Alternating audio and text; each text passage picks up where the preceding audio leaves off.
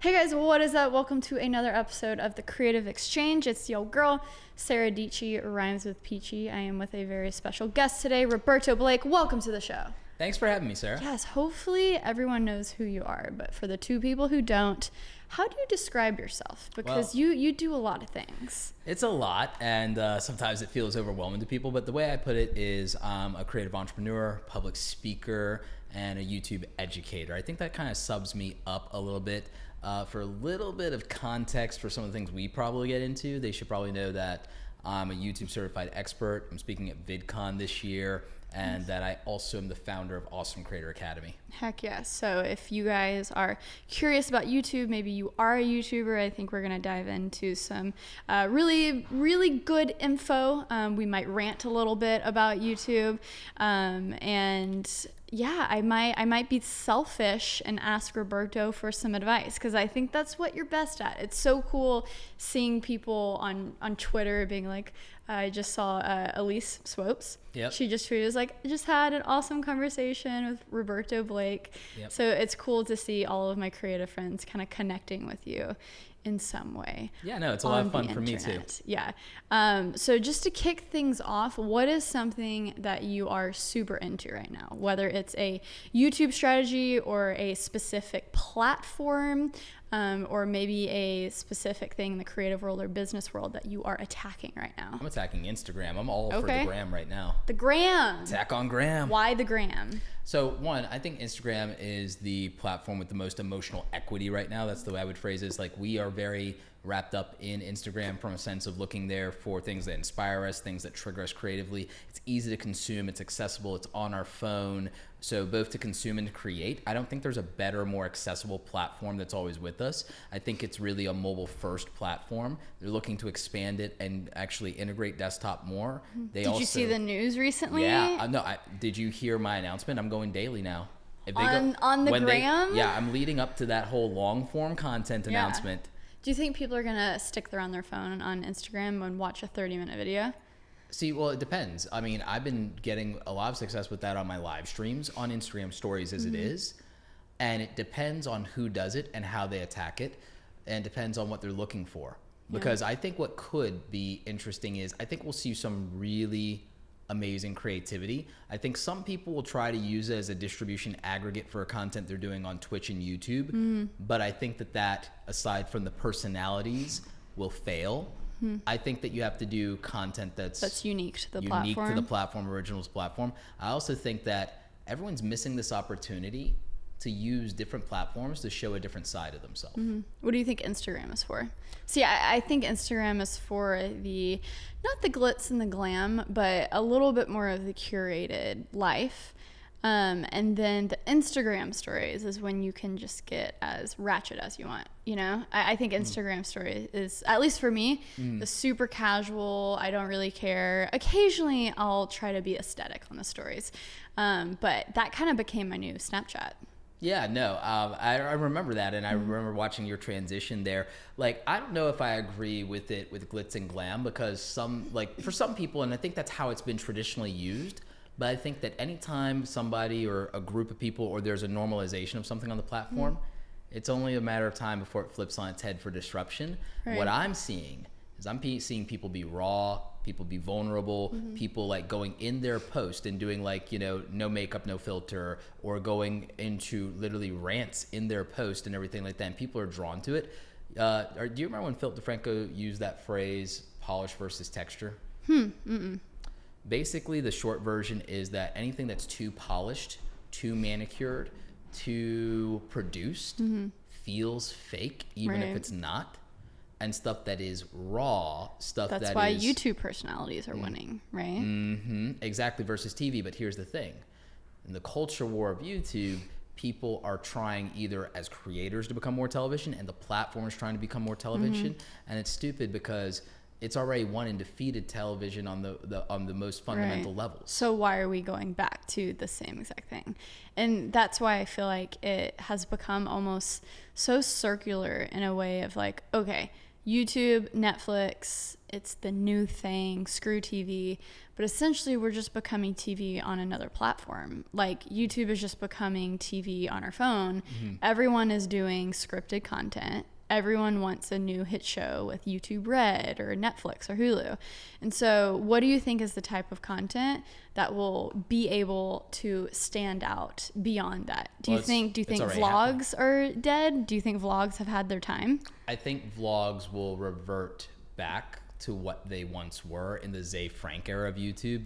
For those of you not familiar, like that's the original godfather of vlogging. That would be essentially, that would be the Marlon Brando character to the De Niro character from The Godfather and everything like that. So in that analogy, Zay Frank is I'm your godfather. He's Marlon Brando's character. Yeah. You know, he's Vito Corleone and everything like that. Casey would represent Michael in that equation.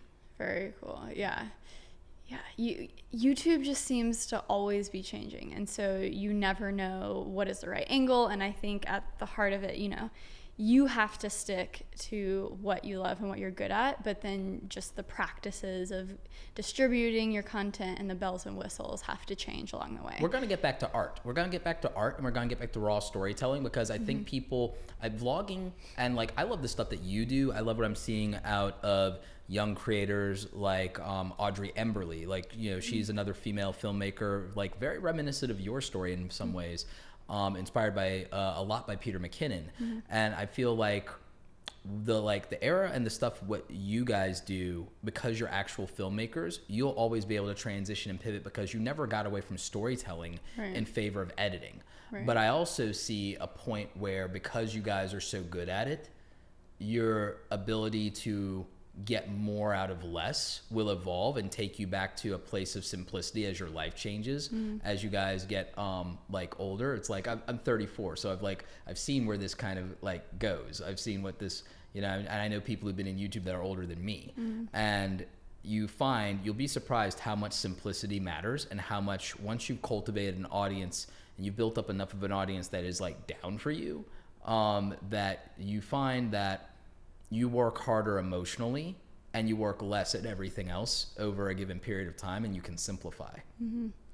I think that's something that I've been trying to get better at, but it's hard, is getting more out of less. Or did you say that, or did you say the opposite? Getting more out of less. Getting more out of less. I create so much stuff that I'm proud of, that's good.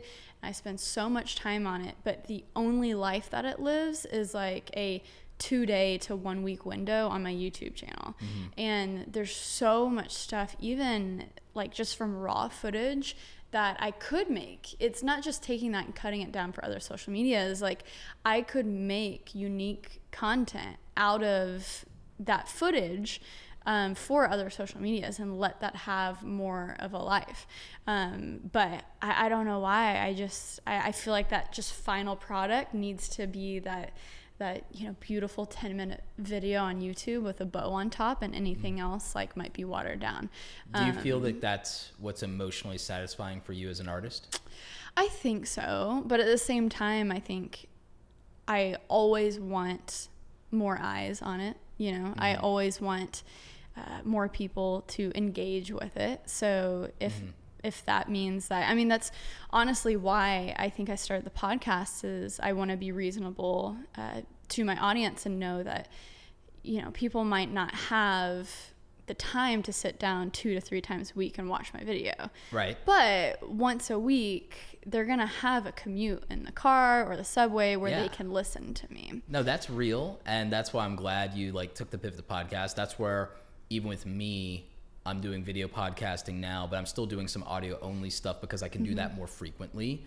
And it's an interesting dichotomy to know that context of platform that is like, I can do a more curated show on YouTube, but I can go hard in expanding the archive and catalog and legacy value with that audio only podcast, because it's easier to produce. I can do it much more ad hoc, still keep quality, but I may not have the access to make something interesting visually for it. So, you know, that I don't go there. And that's why I think context of platform matters. I think that's why people should diversify. Is it's not about just getting more distribution for an individual piece of content or an idea. It's about getting more pieces of yourself out there, and about you having more freedom and control, I think, more than anything, to create on your own terms. I mean, do you get what I'm saying? 100%. And so by the time that you guys are listening to this or maybe watching it, I've probably made this video, but I'm doing like a series called How to Podcast. It's behind the scenes of my podcast. And so the next episode, or an episode soon, is kind of just breaking down the boring stuff of it, whether it's editing, distributing and stuff. And I've thought a ton about where this podcast should be. And so when I launched, I wanted it to have, like, I'm not concerned about sponsors. I'm not concerned about money. I just want ears and eyes on it. And, you know, I think as a YouTuber, it was, it was an easy move for me to put it on YouTube. However, as I kind of am learning more about podcasts and also what brands are looking for, having a podcast on YouTube is still so foreign to them, and they really care only about listens. And something that I keep saying, but I haven't really applied in my life, is it's so important to have diversification in everything, and that includes distribution and your brand. And so this podcast, which is a perfect example of, it should be a audio first driven content, I found myself pushing it more on YouTube. And so well, actually, I think you're correct to do it that way, because I subscribe to the Gary Vee thesis of video, if it's your strength, in your case, it very much is. If video is your strength, it's the easiest piece of top level content to then break down. Right. Because video is audio. Audio is words. Video is motion images. It's stills. So it's like, that is the most straightforward and simplest way to do it. Walking backwards from anything else is harder. Let me hear your thoughts on what I'm thinking doing over the next couple weeks. Sure. And by the time that they're watching this, it might already be applied, actually. And I'll probably have given you the secret sauce off camera beyond this. There we go. You can be raw and real here, man. Just give it to me. I'll give you some more depth later, because that's the problem. Is like. Yeah. So what I was thinking is, I really want to push the podcast hard on iTunes, Google Play, Spotify, Stitcher, with the audio. Yeah, wherever people listen to audio. And I think what really works on YouTube, and how I'm experiencing a lot of podcasts on YouTube and discovery, is I'm discovering clips more. I'm discovering the H3H3 clips that are super topical. Yep. You know, they release like 5 clips that are like 3 to 5 minutes from each show. And so I'm thinking Joe pushing, Rogan does that as well. Yeah. But he also posts the full episode. But I'm thinking like audio first, go listen to it. But then if you want to watch this interview and see us interact and watch the full episode, I'm actually thinking of putting the full episode video version on Patreon for like a very low dollar amount. And then for getting more awareness and eyes on it, literally just like posting clips to the YouTube channel that I've been posting to. Because when I started the YouTube channel, it was for discovery. I wanted people to discover the podcast, and putting the full episodes kind of limits as to what the titles can be, and it limits what people are clicking on. And so, yeah, that's what I'm thinking. And there's so many reasons. I mean, the main reason is I want to build up. I mean, it's free to listen. You can listen to it anywhere. And so I think that makes the most sense where to drive the numbers. And I think that's where people, either brands or just in general, that like they associate podcasts with listens, you know? And then if people are super passionate about this video and they love seeing my face, you know, kind of building out a model outside of YouTube, because as a YouTuber, I don't want to get somber, but I truly do not believe in 5 years that it's going to be a platform for individual creators like ourselves. I do think it will be if they have the talent, and we'll go to that in another. And you have the talent. You have the talent. You have the staying power. Like, I believe 100%. Like, if I could literally buy equity in your brand, I would have already done it. Peachy Coin? Should I do an ICO? Like, no, if you had a Peachy Coin ICO and everything like that, I would have invested back when, like, you know, we first became homies back in like 2016. Right. Back in the day. Like, you know, especially pre like hardcore Instagram SARA and everything, because you blew up there too. Like, I would have I would have got in early. I would have got in cheap, and it's like, and I'd be very happy right now with your brand equity. Yeah. That being said, so here's my thoughts on the ruthless financial side of it. Is that you have a strong brand, the podcast and eyeballs. By going audio first, yes, and actually it's easier to sell sponsorships on audio first, even without the full-blown statistics. And it's just a market that they understand. It's matured, and with your overall social media amplification, they'll trust it on that, and you use that as part of the upsell, because again, they already, with the quality of guests that you get that have star power, that have notoriety and everything like that, it's like, you know, you're picking A-listers anyway. At least in the context of the social media and you know, social entrepreneurship world. I mean, you led with Gary Vee, strongest punch, right? And you still have Casey Neistat waiting in the wings somewhere. Yeah. So with that in mind, I think you do have something strong as a top line pitch for sponsorship, but I came from the world of marketing and advertising, which means I understand the importance of structuring packages and levels. Packages and levels are one of the biggest deals in terms of doing brand deals, and long term. You don't sell them on one episode, you sell them on X amount of inventory for the year. And so you can get them to sponsor 5 or 6 or sponsor the month or like, and when you have a longer podcast, the H3H3 model, their podcast is so long, they can get 4 or 5 ad spots and ad reads out of it. You may not want to go there. You might want to go 2 at most, maybe 3. Some people do. I mean, I'm not even worried about sponsors right now for the podcast. Not right like now. My, you know, of course in the future, but like my YouTube channel, that's something that stands on its own. Like I have the pleasure of working with really cool brands there, and this podcast right now is literally like having it not rely on YouTube. That's something I actually really care about, and 2, just getting as many listens as possible and just getting people really passionate about it. You could use your current YouTube leverage though to get people to take a chance on the podcast in a bulk sponsorship sale of sponsoring your YouTube content and the podcast both on and off of YouTube, both video and audio, as a way to get them comfortable, and then negotiate something where you splinter something off for the podcast, or where you use those sponsorships as proof of contents. Because the reason I'm bringing up the ruthless business side is your podcast could become a 6-figure brand. Your podcast become a 6-figure brand between selling your own merchandise, the affiliate marketing side of it, if you do anything with that because of your kit.com stuff and all your camera gear, and the podcast gear specifically for the video podcast as well. So, and because you have Amazon, you have BH, you have all these things. And then on top of that, you have the fact that with YouTube, both on the clip show and on the regular podcast, you got the ads. If you structure the video podcast on YouTube a certain way, if they're not a YouTube Red person, it's fine to put more than one ad spot if you structure and format it to work with that, just like a television commercial. So you think it's worth it to have the full episodes on YouTube?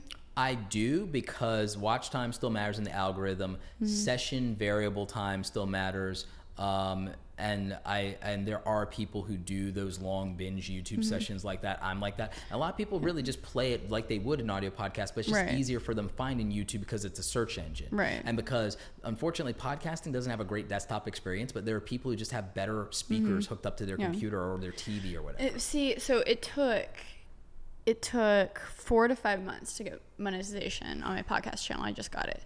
And so the thought, it's such a pain just handling a second channel. It is. The thought of creating another one for clips is impossible to me. I don't think you do another one for clips. I know why I people would just put it on the same podcast. Because guess what? Loops, session, like this is the algorithm hacking thing that I'm like good at. So session loops, because here's part of what did you look at the new YouTube analytics dashboard data?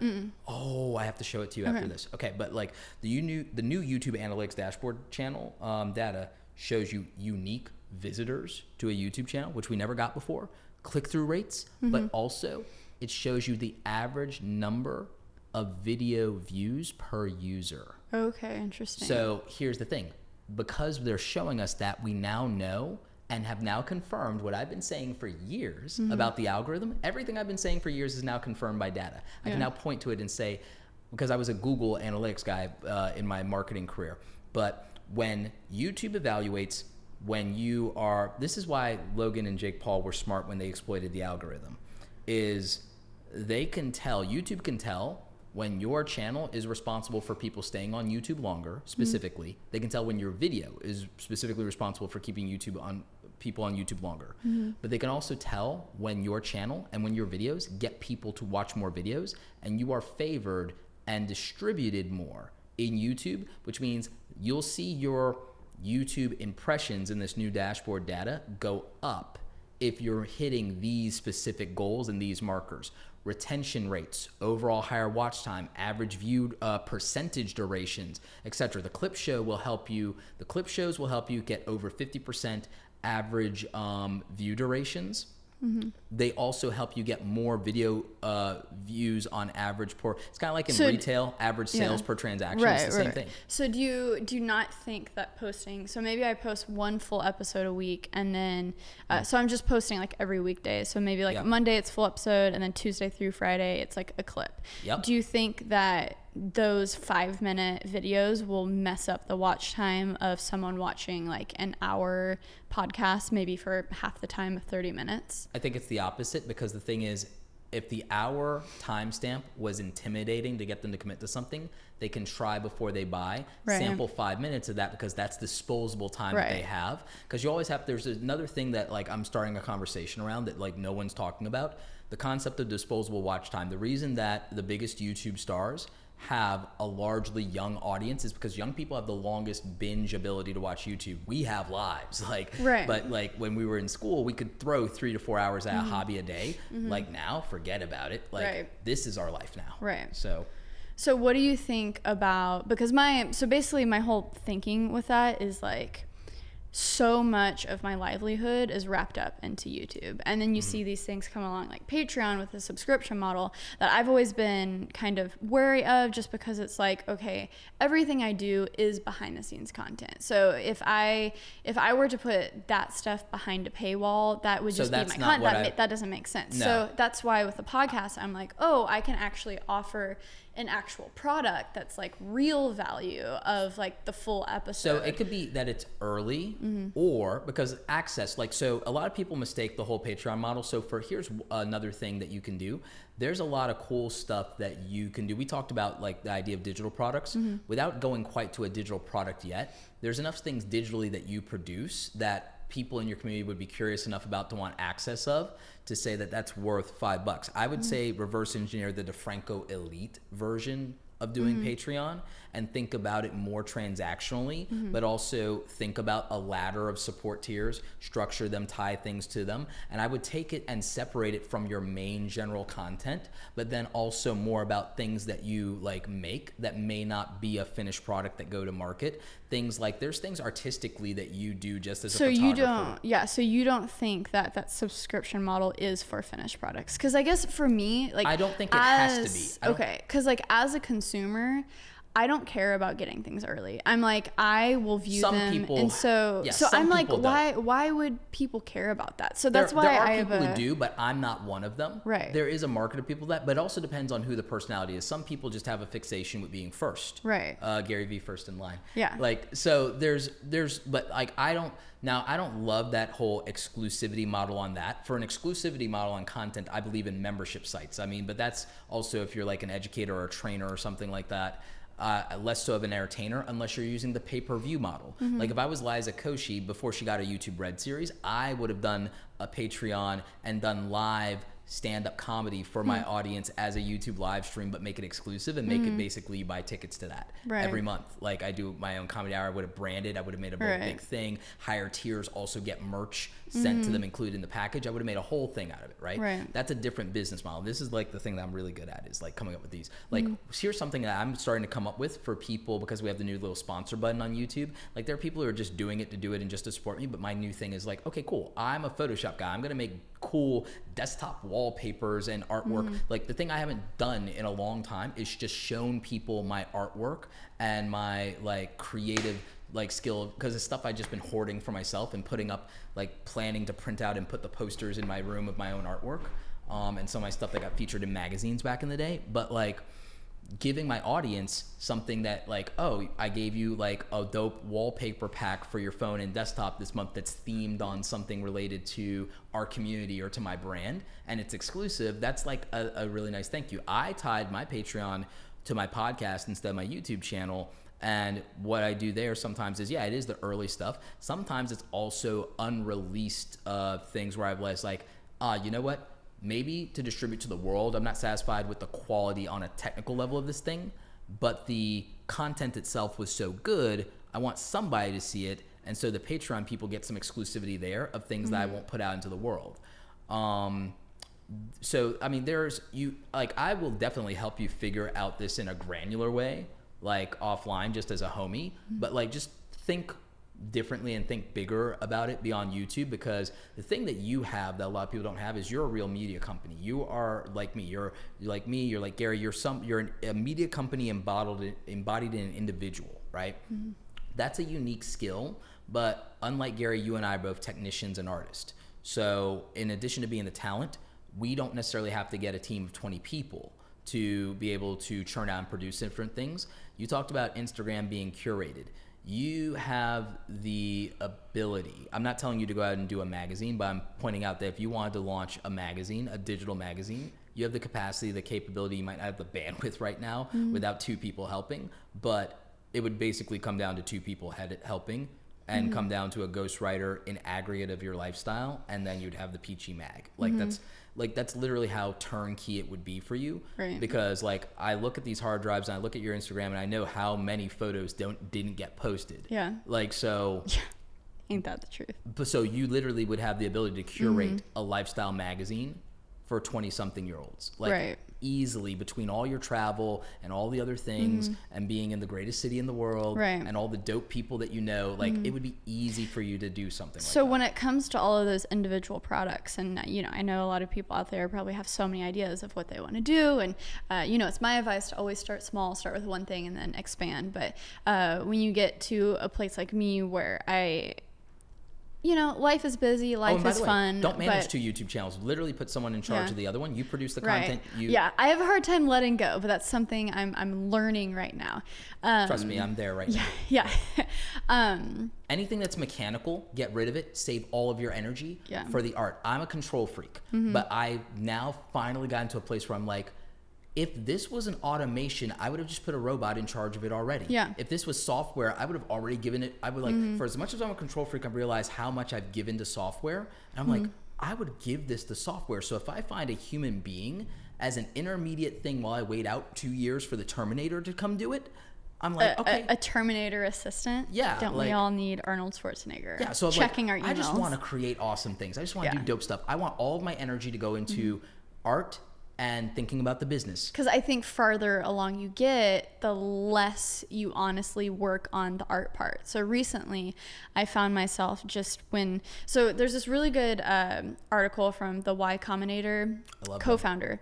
It was written like 8 or 9 years ago, but it talks about the maker versus the manager schedule. And I had the biggest aha moment when I read it, because I finally figured out what was wrong with me right now and why I was having such a hard time sitting down and editing. Because previously, when I was in college, I would have the block of time of 8 p.m. to 2 a.m. or 7 p.m. to 2 a.m. to only edit and only work on art.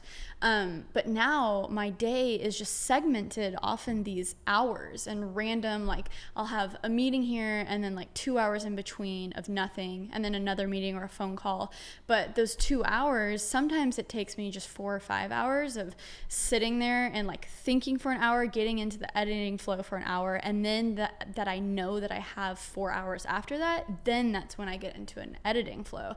But meetings can just like mess you up so much. And that's, read the article, guys. It's basically maker versus manager, because a manager schedule is siphoned off into hours that can be interchangeable, and they're just blocks, and if one thing gets canceled, they can replace it and be fine. But the creator schedule, the maker schedule, is siphoned off into bigger chunks. They need 4 to 5 hours to work, you know? Exactly. And so when I had that realization, I was like, oh my God, I'm a maker. Like, I need those chunks of time. That's why Lily Singh built a team around herself to just go back to that. Because you have to protect that. And that's what I'm finding right now. So when it comes to say, someone's out there, they're either an entrepreneur or a creator, maybe they have a 9-to-5 and they have a decent income coming in, but they want to start a passion project. They want to start Peachy Mag, Right. Do you think that it is, like, what do you think is the best practices to support it on a platform that's already a thing? So like, the Patreon model,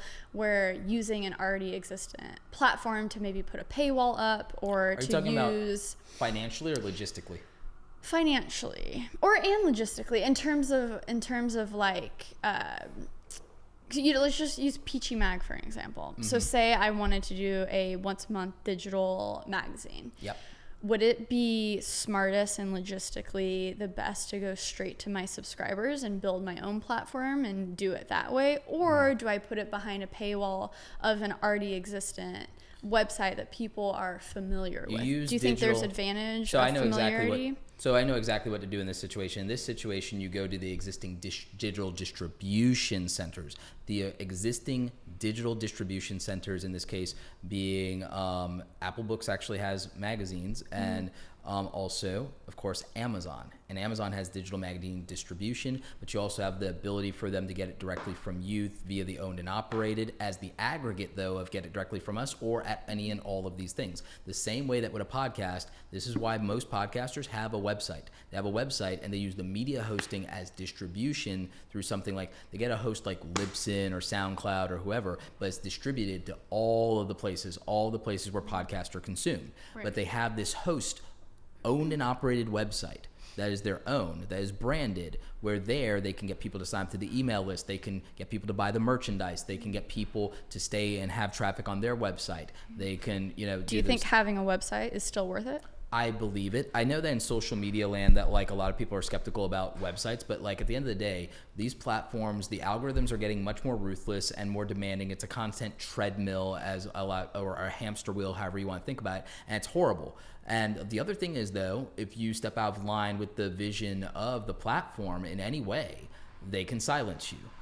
Whether that is by not surfacing your content or banning you outright. That's a scary thought when you put a lot of your time, effort, energy, and your financial stability wrapped up in these platforms. So having that thing that you own the most, that's why, again, I made a big pivot from the amount of content I was doing. You saw it in 2017 through 2018. I've taken a nosedive in how much content I put out. I'm producing probably as much, if not more, but I'm not releasing as much, but more on that later. But I focused in the shadows, without even talking about it to my main audience, on building another owned and operated website on top of other microsites that I own, and my own personal brand site. I built awesomecreatoracademy.com specifically, so I was like, I own this platform. It's now going to consolidate my coaching business instead of it just feeling too random. And to get a hold of me and like, let's do a deal. No, I put a buy button in place and put a process and automation there. Robots, right? So I put automations in place. I now hired a support person to do human support emails instead of an automation for those emails. It was great. And I hired a virtual assistant specifically around my coaching and keeping those appointments and things of that nature. I put courses in place recently. I put a digital download product, the YouTube Starter Kit, out there, and it does like 8 to 12K a month in revenue. I could literally leave YouTube tomorrow. I wouldn't, but and the way my YouTube channel works, I would keep growing regardless, but because evergreen. But the thing about it is, I specifically never have to worry about a platform now because I have something that I own and operate, and I can always buy ads if I need distribution. But I'm also a search engine hacker. So So let's talk about this, Creator Academy. Okay. Did you start the sales and kind of, putting it out there on your YouTube channel, and then you went into Google Ads and stuff like that? Or what is the kind of like game plan that you set forth when you started to create this? Because obviously you have the built-in audience with YouTube, right? But I didn't leverage it. Okay, interesting. So tell me about the process of starting that and distributing it. Now, I would tell anyone else to leverage their largest audience, but I'm a glutton for punishment, and I like challenges and I like pain. Something's fundamentally wrong with me. Maybe it's because I grew up watching all those Rocky and Karate Kid movies. Nice. But the thing is, I wanted, I think, to prove for myself that YouTube wasn't a crutch for me. And I think there's a little bit of me that wanted to stick it to some haters too. And I used my smallest platforms. I used Facebook, Twitter, and Instagram. And before I got my Instagram to 10K even, to really get this out there. And I used one-on-one conversations and conferences. And I started with the membership group. I think I started at like $29 a month or something like that. And I handpicked and hand recruited people that was like, hey, do you want to be a part of like this? What is your membership group? So it's a mentoring collective. It's kind of like a mastermind. So it's a mentoring collective. We have like 100 members right now.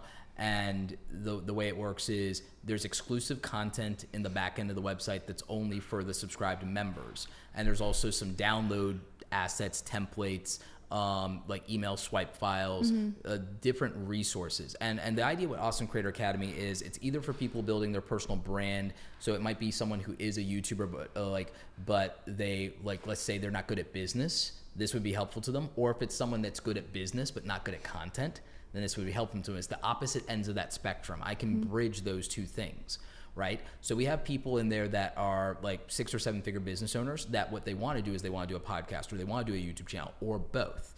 Or we have people that are moving from brick and mortar and want to digitize, like McCann Dogs. Biggest thing in Toronto when it comes to dog training, right? And so the head marketer for McCann Dogs is in Awesome Creator Academy, and they actually built out a digital product that did very well lucratively, and they're scaling that. They're creating more products, more SKUs now. So it's fantastic for them to have a brick and mortar thing that they were able to take all the knowledge and all the production value of having a physical location, and then in aggregate make something for people remotely that can't even get to them or that are not even in Toronto. So basically you start with that select group of people, put it out to them, and then after that you expanded to your other socials. It was that with membership, and then one-on-one coaching is people coming to me directly. So now I just had an easier way for them to set an appointment, pay a price, put it on a calendar. It made it more seamless. It made it more automated. So it was consolidating the services of coaching, and then this new thing that I was doing that I'd never done before, a collective group mentoring program with a private Facebook group, exclusive content, and exclusive group mastermind video conferencing, right? So it was a business model that's similar to things Chris Ducker, Lewis Howes. There are a few people with these type of groups. And so now I'm also one of them. But a lot of us also belong to each other's groups too. That's another interesting thing. There are some other YouTube experts in my group, for example. There are some other creative entrepreneurs, designers, different people, and it's peer mentoring. I have a leadership role, but there are also other people who've stepped up, and it's collective learning. And then again, it's also exclusivity and access to me. People in this group know they're a priority to me. And by the way, this isn't a sales pitch. I'm telling you guys, literally steal my business model. Literally, people, there are people who have come from my group that have launched their own groups, and they're still in my group, paying to be in my group because they want to know how to make their own group better. So but that was one thing. And then we went into product development. In November, I did the YouTube starter kit, download templates, because, I took my skill. I'm a graphic designer. Everyone sucks at YouTube thumbnails. You need thumbnails to get clicks. Over 160 assets, $99, steal. Ran coupons. Didn't do paid ads. And without pushing with paid ads, because I wanted to see how could this perform without me pushing paid ads. So over the course of, I'd say, 6 months since launch, I think it's done even with the coupons, $30K in revenue. So it's $30,000 on a $99 or less product that I didn't throw ads at. I'm optimizing and learning how the ads funnel is going to work. I've set up a new marketing funnel on a free training for stuff that could also support this product and other YouTube related products. And I think that when I get ready to run ads, once I figure out the pricing model through my experiments, I run ads to that free training, get people into a list, and also offer them coupons if they complete the 4 training videos that are free. Nice. And other free resources and things. But also, I hacked affiliate marketing into this. I hacked things with giving more value add to my sponsors from my YouTube channel and from my podcast, premium placement in things in my products as a reference. And so it's a multi-tiered model. Yeah, it's a multi-tiered model. It's like when I look at launching something, I think about 5 to 10 ways that it could make money to support itself so that it just has more legs to stand on. And I'm trying to teach more people to do that. That's where the shift in my content strategy is even going is there are so many people with talent. Why aren't they making money? And it's because people aren't talking to them honestly about like how to make money on the thing that they love without feeling like a sellout. Let the people who want to buy something, give them the option to buy. Give them as many options to buy and go as deep with you as they want. So for people out there who they're listening to you, they're jazzed. Yeah, let's do this. But still, it's intimidating to them. They're hearing all these words. Okay, maybe I'm unfamiliar with this. Where do I even start? If you're an artist or maybe you have a business idea or you have that brick and mortar model, in 2018, digital products and providing value online, it just instantly, you can go global with things. It's just like the sky's the limit, right? So for the people who are intimidated, what would you tell them should be their first step beyond joining your groups to get out? Like that's actually not even the first step. I feel like there's qualifiers for that. That's why free content still matters so much to me. It's like not everybody needs to be in my membership group. That's for people just like not everybody needs to go to college and get hands-on. Some people can read a book. I'm writing books for or just people watch YouTube videos or listen to podcasts or audiobooks. I'm making stuff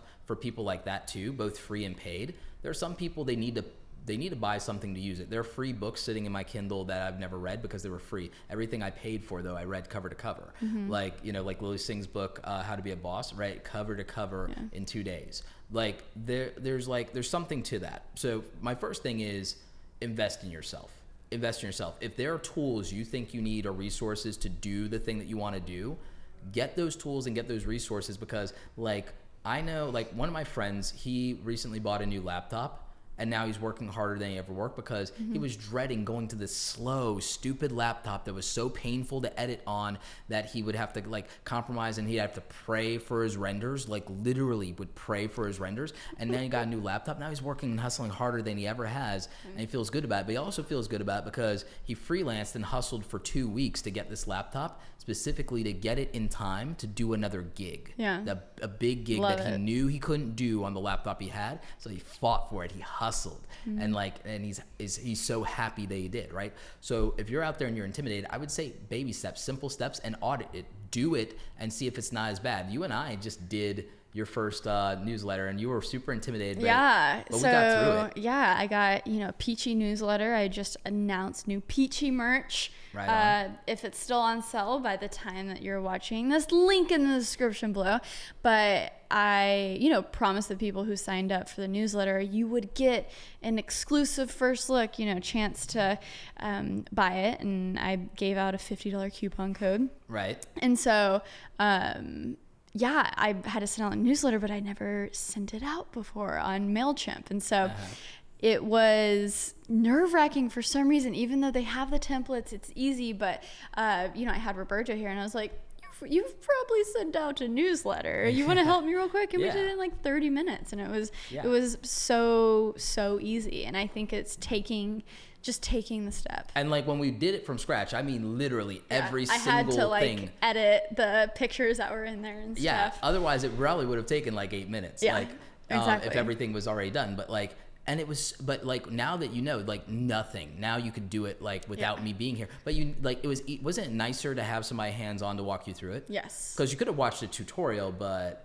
I don't know that you would have followed through as easily or as quickly. It's always easier with the hands-on for sure. And see, that's where even where remotely, sometimes a coach or training, like there's things where I will like, I haven't ever had like a coach, but it's like I've gone into webinars to get a training on something, or I've watched a live demo for a tool before, because I'm like, if I see someone do it with my own eyes, then I feel more confident. But I can do that remotely. There are some people that they physically have to be in the room. That's why they go to college, and that's fine. And there's something for everyone. There's something for everybody.